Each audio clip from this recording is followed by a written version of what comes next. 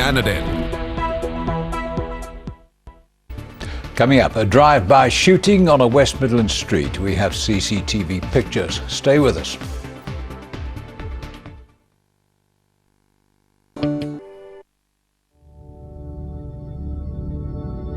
Now the latest from ITV News Central in the Midlands.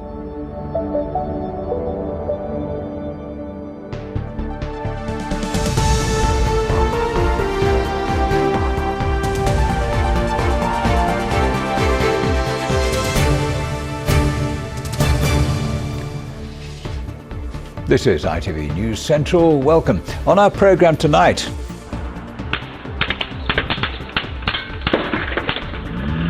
two children in West Bromwich escape injury after their home is targeted in a drive-by shooting. The campaign by workers in Wolverhampton to save Goodyear's site from closure. The third test of the Ashes gets underway in Birmingham. We savour some of the sights and sounds. And are we nearly there yet? Some top tips to help keep the kids entertained on those summer car journeys.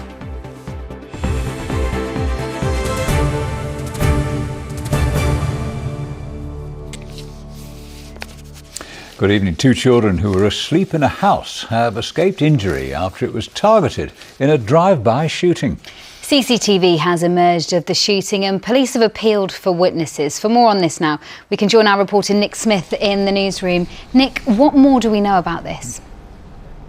Well, the children, a boy aged 4 and a 12-month-old girl, were asleep in the front bedroom of the semi in Shaftesbury Street in West Bromwich when the property came under fire.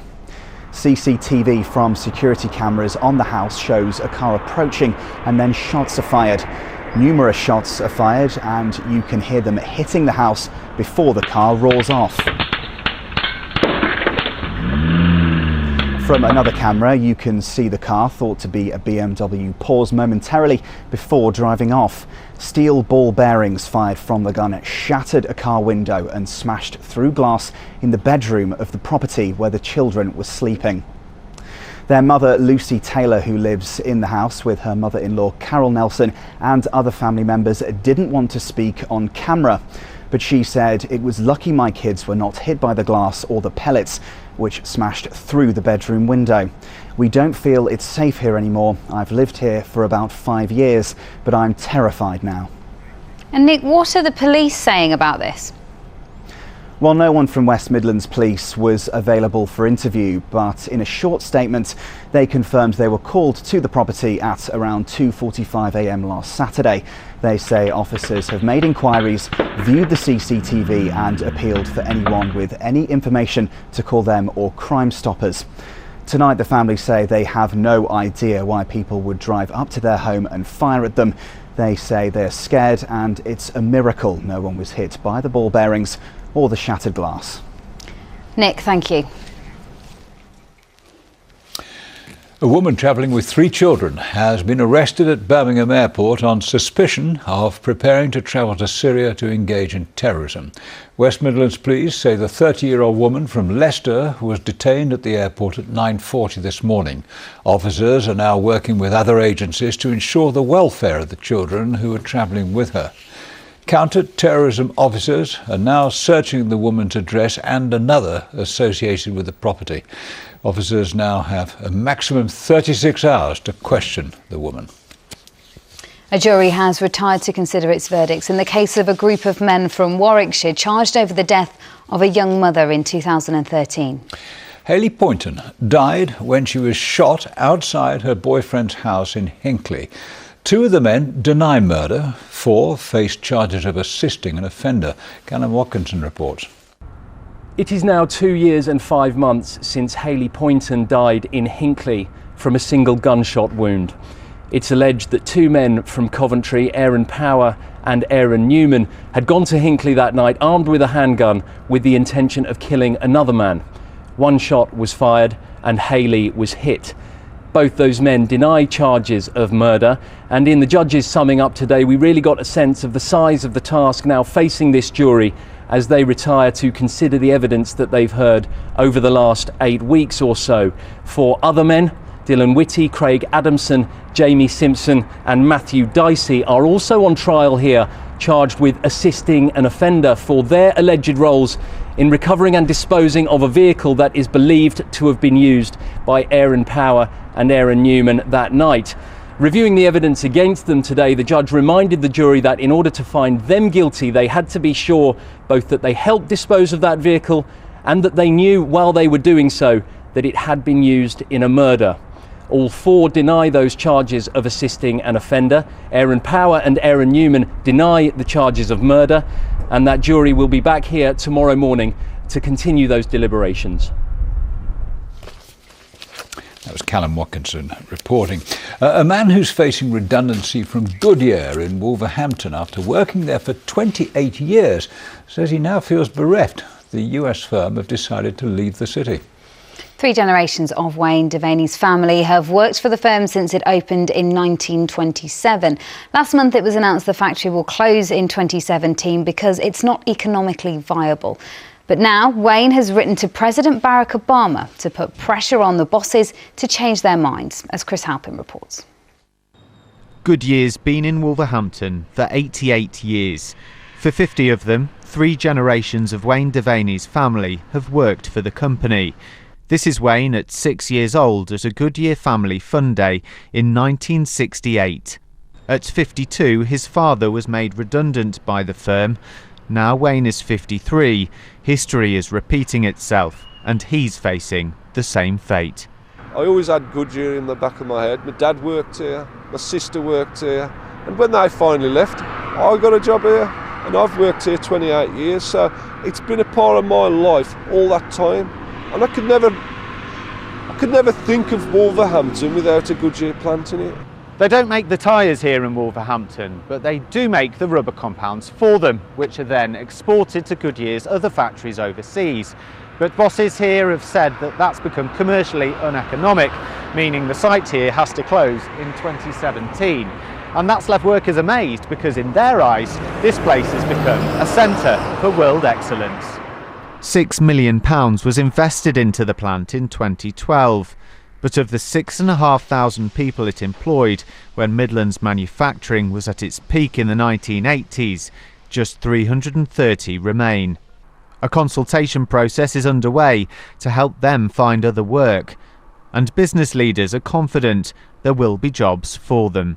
This is devastating news, but I think over the long picture, hopefully other people will move into the area, and with the buoyant automotive and aerospace sectors, hopefully some of the people from here will be deployed into those sectors. Wayne is a model employee. He's even featured in the company magazine. Now he's started a campaign to save Goodyear from disappearing. He's even written to US President Barack Obama to put pressure on its American bosses not to pull out of the Midlands. I really want this company to stay open because we've made that a world-class facility, and we've built that from the ground up. And it's broke my heart. It's broke 330 guys' hearts in there. I've always worked hard, but now I'm finding myself on the sort of feeling like I'm on the scrap heap. The stress is also putting pressure on his family. His 18-year-old daughter hopes to go to university in September, but with his job prospects uncertain, it's a worrying time. Obviously she'd be looking to having some support from us, so that would be an added pressure, whether we would be able to support her as we would like to financially. It kind of makes you think, like, is hard work really worth it if after 28 years they can just shut you down out of nowhere when you're doing a really good job? More than 1,000 people have signed a petition to save Goodyear, but as it stands, another historic name in Midlands manufacturing will fall, like so many others before it. But Wayne says it's not only jobs which will be lost, it'll be a lifetime of memories too. Chris Halpin, ITV News, Wolverhampton. A new free hospital for pets has opened in Oldbury today after almost £2 million was donated by the public. It replaces the old PDSA practice in Quinton, which was struggling to cope with the rising number of animals needing treatment. The new facility has state-of-the-art operating theatres, a critical care unit and the latest equipment to treat sick and injured pets.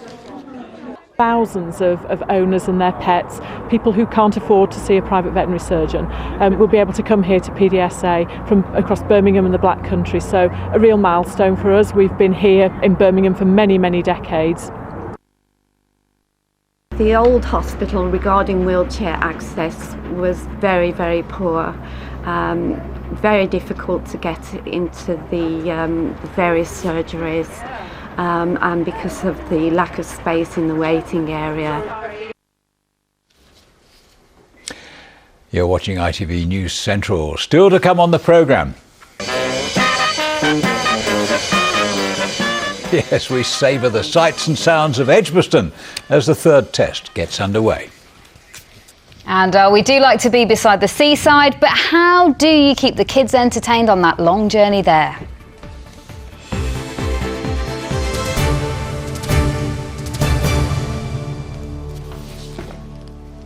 Latest statistics show average house prices in over a third of local authorities in the West Midlands are 10 times the average wage.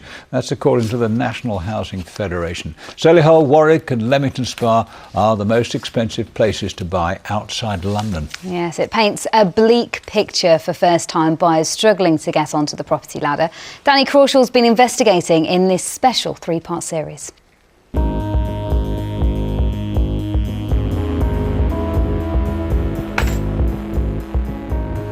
Sophie's one of thousands of first-time buyers who have been struggling to get on the property ladder. Despite having a well-paid job and living on a budget, high rental costs in central Birmingham mean saving a deposit's been unobtainable.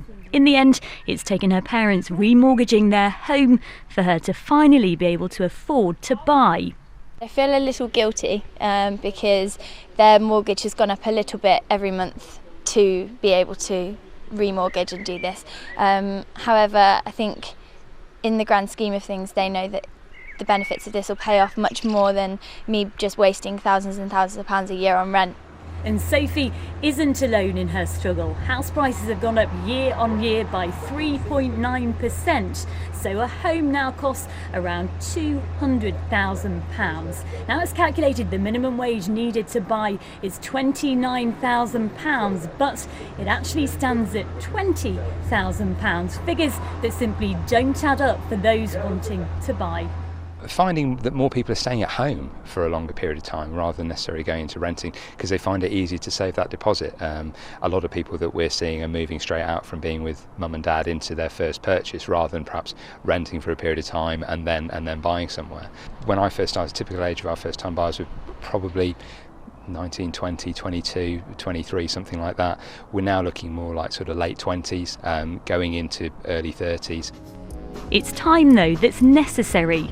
Average first-time buyers now need a £30,000 deposit, almost 10 times what their parents had to save.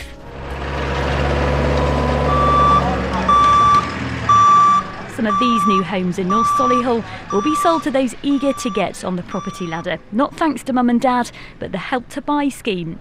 It's already been used by around 5,000 people in the West Midlands since it began in 2013, giving them a helping hand and developers a much needed boost. But it's not forever. It'll end in 2020, and it's not without its critics.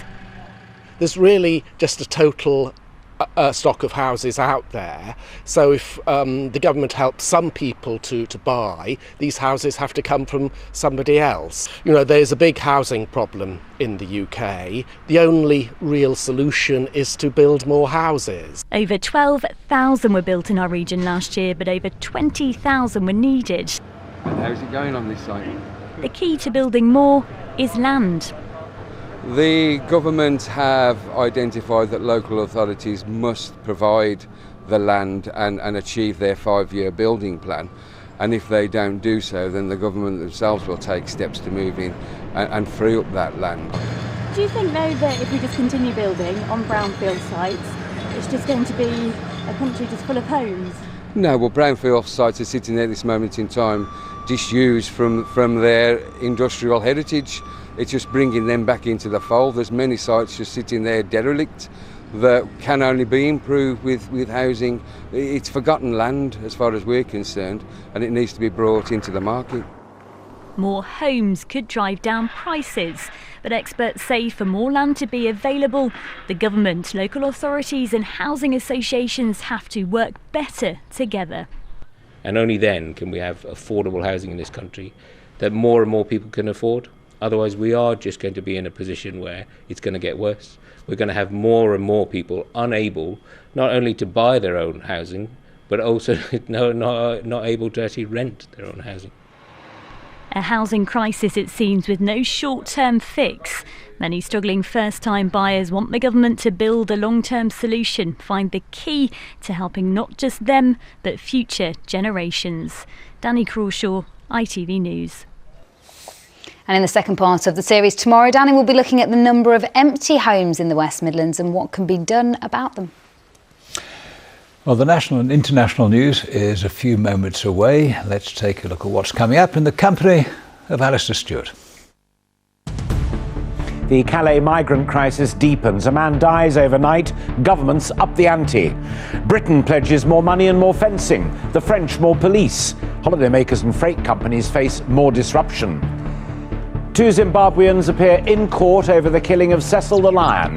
The American dentist who killed this mighty creature for sport is in hiding. And new hands bring a new life to this little boy.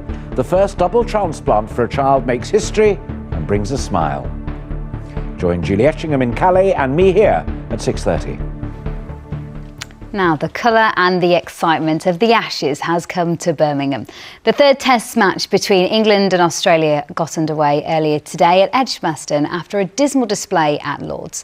Some of us might have had our doubts about England before things started, but they were magnificent today. Indeed they were. They bowled Australia out before tea for just 136, and Warwickshire's Ian Bell has been setting the standard with the bat this evening. He's closing in on 50, and a few moments ago England were 119 for 2. Our correspondent Gareth Owen has spent the day watching the action and he sent us this report. Now, this place is steeped in Ashes history. Exactly 10 years ago, England beat Australia by just 2 runs in the most memorable Ashes test match ever. We can't surely be expecting similar drama today, can we?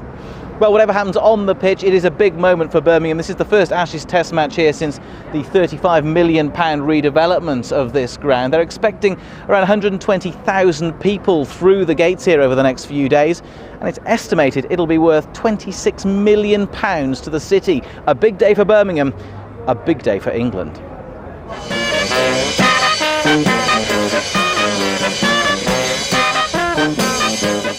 It's a pilgrimage.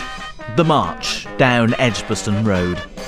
From early this morning they came. Some arrived in style, others left style at home. And what would a test match be without a band of unconvincing superheroes? These days this ground faces fierce competition to host Ashes test matches. That's why they spent so much time and money expanding, upgrading, all building to this day. It's going to be 10 years since we last done the business, and we're going to do it today, I hope. All the people of Birmingham are very, very excited for this match, and hopefully England will give their best on. Yeah, I'm unbelievably excited. I've come all the way from Delhi to watch. We're gonna watch Australia get smashed by England. Oh, we're gonna nail it. Another 4-day for us. It's one also to play for. Come on, England. And in the interests of impartiality, here are a couple of pantomime villains.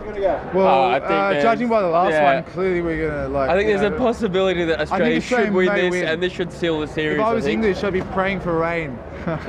That confidence was to last for precisely 13 deliveries. Close. Give it him! Anderson. Jimmy Anderson couldn't buy a wicket last week at Lord's. Today, it took just a few minutes. LBW. That's it, and carries. Within half an hour, another Australian was heading back to the pavilion. The wicket claimed by Steve Finn on his return to the England team. If the conditions were bad for England's bowlers last week, they were perfect here this morning. Finn again. The captain, Clark, gone.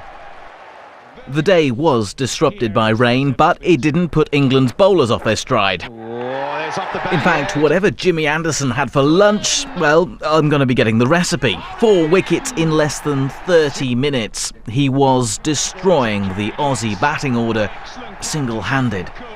Later, Nottinghamshire's Stuart Broad got in on the act, taking the wickets of Rogers and Stark, before Anderson polished off the tail. Australia all out for just 136.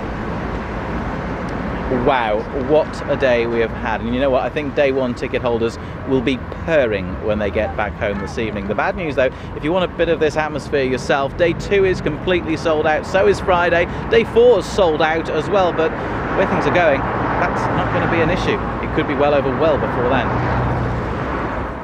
And for those of you thinking of heading off to Edgbaston in the next few days, we'll be getting an all-important weather forecast a little bit later in the programme. Now, former footballer Jeff Thomas is no stranger to challenges. As a professional, he reached the top, playing for England, captaining Crystal Palace in the FA Cup final, and playing for Wolves for 4 seasons. But arguably his greatest battle was beating cancer. Since retiring from the game, Jeff from Barnt Green has dedicated his time to raising money for cancer charities. And on Saturday, he completed his latest epic effort, riding the route of the Tour de France, more than 2,000 miles, one day ahead of the professional riders. I'm pleased to say Jeff joins us in the studio now, and indeed it really was an epic challenge, and you must be feeling a bit saddle sore. A little bit, yeah, a little bit jaded as well. It's for 3 weeks, and every day was a challenge. First week was high winds in northern France, cobbles, and then we hit the second week in the Pyrenees with heat over 40 degrees, and then finished off with the Alps, in the third week, and it was Alpe d'Huez the last day, and that was a fitting end. And had you done much cycling before? 10 years ago, really sort of it set off. The inspiration behind everything that I've done on a bike was from Lance Armstrong, reading his book when I was going through my battle. And ever since then, we've done different events, raising a lot of awareness and a lot of money using the bike. Now, you decided to invite a special guest with you to cycle part of this route, Lance Armstrong. Mm-hmm. Some thought perhaps a controversial decision. It was, yeah.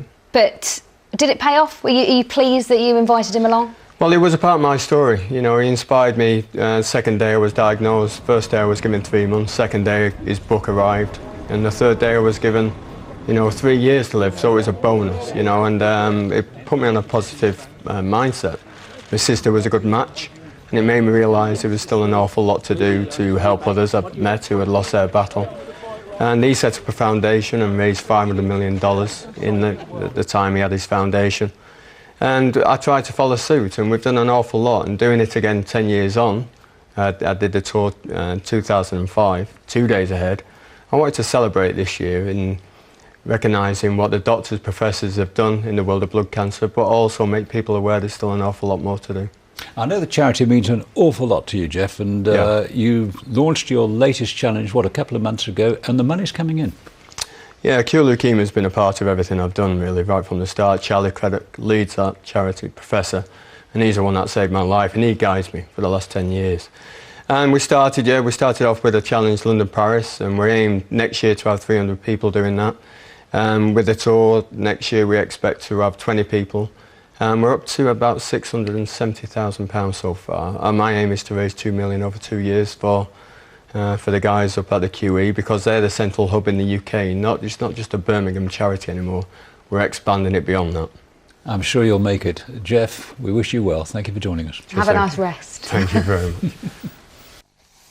Now, from the bike to the car, many families are enjoying the start of the school summer holidays. And whether you are planning a short break or the odd day trip, chances are you'll be spending quite a lot of time in the car. The roads across the Midlands have already been very busy for the big summer getaway. And heaven forbid if you're heading towards the Channel Tunnel. But those long car journeys can leave families feeling absolutely frazzled, with parents admitting their children often become bored and frustrated. The officials from the Highways Agency in West Midlands says we need to plan our route and take proper breaks. Otherwise, it can lead to family feuds. Lauren Hall reports. It's the question every parent dreads on those long car journeys. Are we nearly there yet? Many families will be hitting the road as they head off on their summer holidays. But all that driving is enough to drive anyone to distraction. very tricky. My children absolutely hate long car journeys and get really, really bored. They won't argue with that. Very boring and tiring. You have to sit in the car for a very, very long time. And is that quite boring? Yes. Most children are desperate to get out of the car so they can get on with having fun. It's something any family can relate to, whether they're off on a trip to the seaside or heading somewhere else for the summer holidays. A survey's found the average journey will last 3 hours and 49 minutes.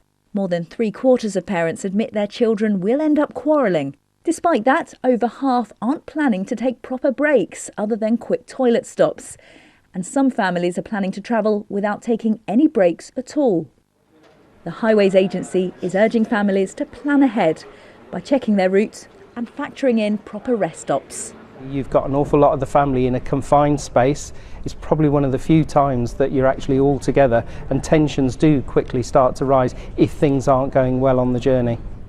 At least when you finally arrive, the children can entertain themselves. But how can you keep them this happy on those long car journeys? What did you do in the car? Can you remember? Well, I did my Sudoku and my word search book. To do a lot of word association and quiz games, don't we? Yeah, games like that. And that keeps us occupied for hours. We do singing, and then he normally puts the earphones in at that stage. So. Yeah, listen to lots of music. You don't like mum singing? No. Sweets always help as well, obviously. A bit of bribery? Yeah, bit of bribery. Does that go down well with you guys?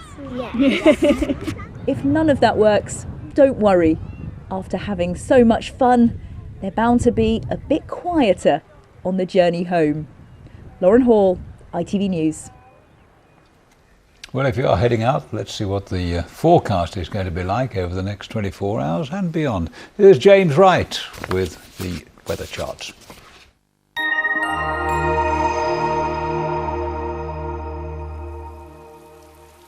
What's on the cards today? ITV Central Weather, sponsored by Thomas Cook Cash Passports. Good evening. A mix of sunny spells and showers today, and quite a few of them, quite a rash across our patch during the day. Also feeling a little bit cool, and it's going to remain rather cool feeling for a couple of days more before things start to turn a little bit milder. The low pressure that's driving these cool winds down across the UK is also dragging the showers with them too, but that low is going to start pulling away. Bit of a ridge of high pressure there, settling things down as we head towards the end of the week, and then a change of the wind direction, helping things to get a little bit milder. As far as tonight goes, 1 or 2 showers just holding on for grim death really. I think on the whole it's going to be a dry night, plenty of clear spells developing and temperatures dropping as a result. Temperatures down to 9 Celsius, but out in the countryside we could go as low as 6 or 7, making it a pretty cold night, and it's going to be a pretty chilly start to the day tomorrow. Plenty of sunny spells once again, 1 or 2 showers getting going early on, but hopefully few and further between, and as we get into the afternoon they should die off altogether. Temperatures up to 17 Celsius, so still not great, and we've still got that nagging northwesterly breeze, but things will eventually change. Temperatures will rise, particularly through Saturday and Sunday when we're onto a nice mild southwesterly. ITV Central Weather, sponsored by Thomas Cook Cash Passports.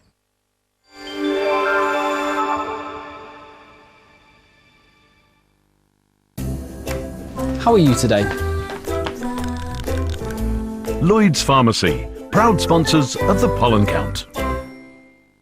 Well, the pollen season is all but over. We're starting to see much lower levels of grass pollen, but still a chance of seeing a little bit of weed pollen, which could irritate 1 or 2 people. That's it for me. Have a good evening. Bye-bye.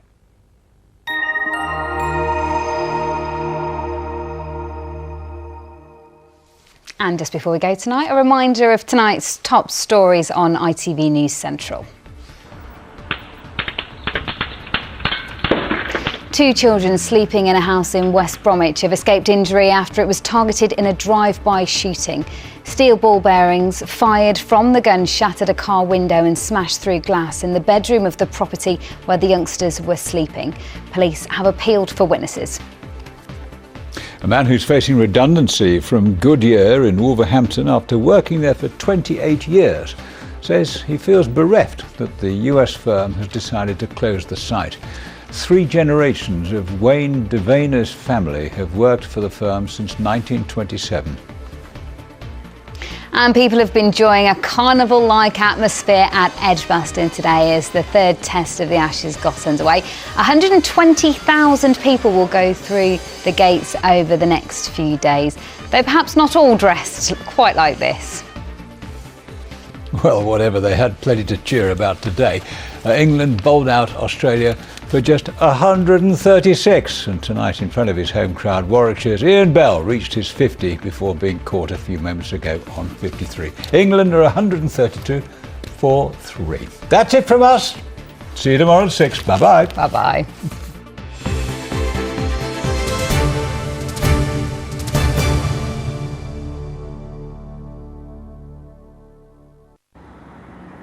The Calais crisis escalates as hundreds of migrants try to enter the Channel Tunnel again.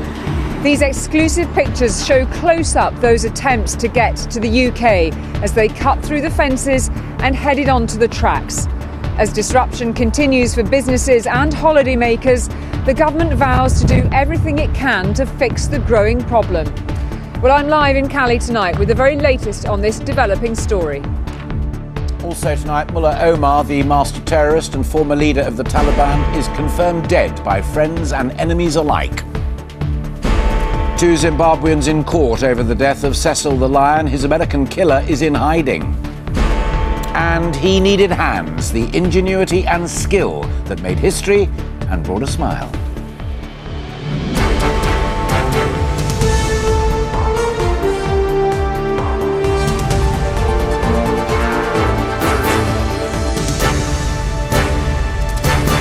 This is ITV News at 6:30 with Julie Etchingham in Calais and Alistair Stewart in the studio. Well, good evening from Calais, a port where tonight thousands of migrants are camped out again, all with one desperate aim: to get through the tunnel and into Britain. The government called for urgent security improvements after a migrant died in last night's rush to break into the tunnel. But many of those bearing the economic brunt of the crisis want more drastic action. Well, this is a scene here this evening. Lorries queued up behind us here at the Eurotunnel entrance where migrants gather every night. We've seen them coming already across the fields around us. Our first report contains exclusive pictures of the migrants' battle to get through. Here's Emma Murphy.